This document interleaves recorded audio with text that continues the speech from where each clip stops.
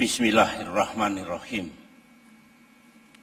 Your Excellencies, distinguished panelists, ladies and gentlemen, a year ago, when APEC convened in Peru, the world economy was on the verge of a meltdown. Thankfully, we acted fast and acted together. The coordinated counter-cyclical policies and restoring confidence taken by the G20 economies, including the 9 who are APEC members, prevented the worst from happening. We are now seeing the early signs of recovery. But the worst is not over yet because the recovery is still fragile. The structural reforms still need to be done forcefully. So we agreed at the last G20 summit and reinforced it again here in APEC that any exit strategy must be coordinated and gradual. We must also find opportunity from this crisis to correct global imbalances and to reform the international financial architecture and global governance, which is long overdue. The question now is, what next? It is not just about how and when to phase out the extraordinary fiscal stimulus and expansionary monetary policy. The challenge ahead of us is how to replace these crisis response policies with structural policies that will correct global imbalances and promote sustainable, inclusive growth, not just in the recovery phase, but beyond. This will require coordinated policy actions by all of us. Asia and APEC region is especially important to lead the way. Global economy can no longer depend on one engine, such as the United States. We have to create a multipolar balanced growth. This is because a number of Asian economies managed to grow at a positive rate during the crisis, and in this recovery phase, Asian economies have also rebounded faster. This includes Indonesia, which experienced the third highest growth level in the world after China and India.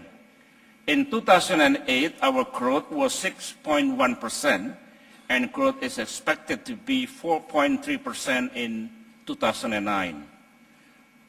Asian economies are also expected to sustain recovery in 2010, and Indonesian growth is projected to pick up to between 5 and 5.5% in 2010. So just what are the global imbalances between and within economies? What needs to be done is for surplus countries to invest their valuable reserve in the most productive investments, such as infrastructure, education, and health, to enhance productivity. For deficit countries, they need to save more and to adopt structural reforms in order to correct unsustainable growth paths. We must also recognize that cries for protection are linked to addressing anxieties of the groups and sectors most impacted. We also have to deal with the reality that many countries are facing high unemployment. Let us therefore find the opportunities in this crisis to correct these imbalances by working toward a more balanced global and regional growth model. To address global imbalances, it is important to keep open flows of trade and investment in Asia and between Asia and the rest of the world. I am sure business such as those represented by the many captains of business in this room will agree. After all, APEC accounts for 40% of world trade, and with open trade and investment, its share in world GDP increased from 47% to 56% over the last 20 years. Furthermore, intra-APEC trade amounts to 67% of our total trade, higher than even that of the European Union. We will also need to maintain the APEC visions of the open region. This will require, on the multilateral front, a successful conclusion of the Doha round of WTO negotiations by 2010.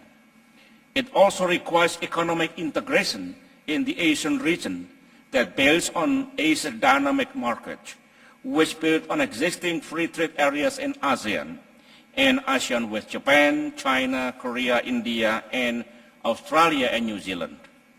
APEC's work on the facilitated agenda, which promises to cut the cost of doing business by 5% between 2005 to 2010, and by 25% by 2015, will also contribute to increasing regional integrations. However, we must also recognize the need to have a new balanced growth paradigm. In fact, our APEC founders were ahead of their time in this.